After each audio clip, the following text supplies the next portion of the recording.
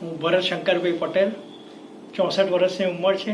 મેં BBA 1981માં સરદાર વલ્લભભાઈ પટેલ વલ્લભ વિદ્યાનગરથી કર્યું છે. મેં મારું બ્લડ ડોનેશન ફર્સ્ટ ડોનેશન 1985માં કર્યું હતું. મેં BBA કર્યા પછી 5 વર્ષ રેમિંગ્ટન રેન્ટમાં ટાઈપરાઇટર્સનો માર્કેટિંગ એક્ઝિક્યુટિવ તરીકે જોબ કરી.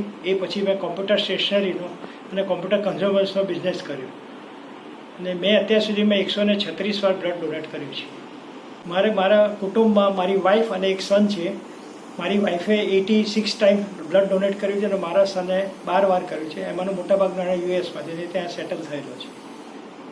1984માં સત્યસાઈ બાબાએ blood is liquid love, let it flow in others એવો મેસેજ આપ્યો હતો એમના ડિસ્કોર્સમાં. એ પછી સત્યસાઈ સંગઠને મારા બ્રધર એમાં ડિસ્ટ્રિક્ટ પ્રેસિડેન્ટ હોવાથી અમારા ઘરે જ કેમ્પ કર્યો હતો અને અમારા ઘરે એ વખતે મેં પહેલી વાર મારું બ્લડ ડોનેશન આપ્યું હતું. દર 3 મહિને અમારા ઘરે જ કેમ્પ કરવામાં આવે છે સત્યસાઈ સેવા સંગઠનના બેનર નીચે, અને માર્ચ, જૂન, સપ્ટેમ્બર અને ડિસેમ્બરનો પહેલો રવિવાર ફિક્સ હોય છે. એ વખતે અમારા મિત્ર મંડળ, સગાઓ બધા ભેગા દર વખતે એવરેજ 40 બોટલ થતી હોય છે. બ્લડ એક જ એવી પ્રોડક્ટ છે કે જે કોઈપણ ફેક્ટરીમાં બનતા નથી, માનવ શરીરમાં જાતે બનતું હોય છે.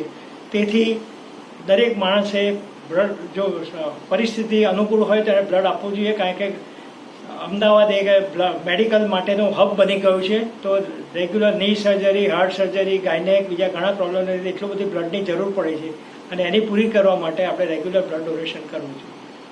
હું અત્યારે આજના યુવાનોને વિનંતી કરીશ કે તેઓ જો રેગ્યુલર બ્લડ આપવાની હેબિટ કરશે તો જે રેગ્યુલર જે રિક્વાયરમેન્ટ છે બ્લડની એ આપણે પૂરી કરી શકીશું. અને બ્લડ આપવાથી દર 3 મહિને તમારી હેલ્થ પણ તમે સુપરવાઇઝ કરી શકો. કોઈ પણ ડિસીઝ થયો હોય તો વહેલી તકે તમે ડિટેક્ટ થઈ જશે તો તેને નિરાકરણ પણ લાવી શકાશે.